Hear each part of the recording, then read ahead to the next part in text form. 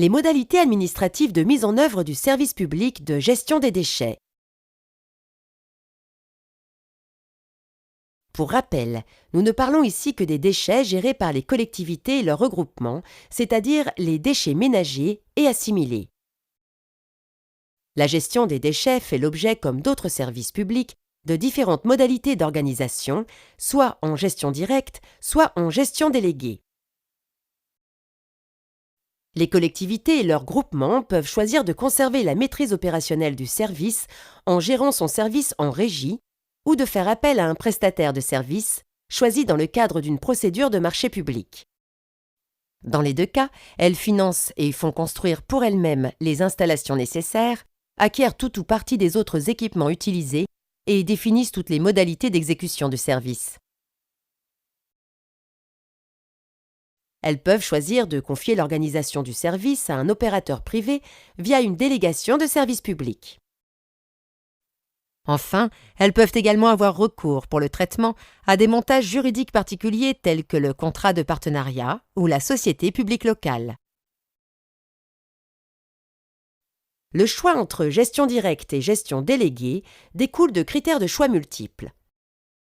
Compétences du personnel et technicité de l'installation de traitement, capacité de trésorerie et niveau d'endettement des collectivités ou de leurs regroupements, part de recettes extérieures ou de valorisation par exemple.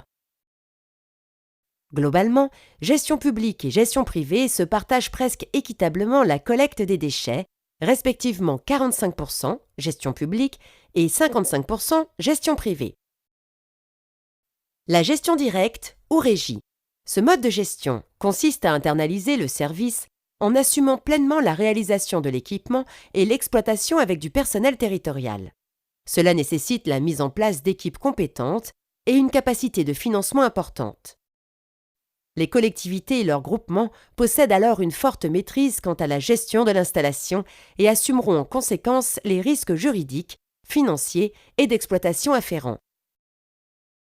On distingue trois formes de régie. La régie simple. Elle se définit comme la gestion directe du service public par la collectivité ou le groupement compétent, qui le fait fonctionner au moyen de ses agents, de son budget et de son patrimoine. La régie à autonomie financière a une autonomie de gestion, mais pas de personnalité juridique. Son budget est distinct de celui de la collectivité ou du groupement compétent. La régie personnalisée. C'est un établissement public autonome placé sous le contrôle de la collectivité ou du groupement compétent.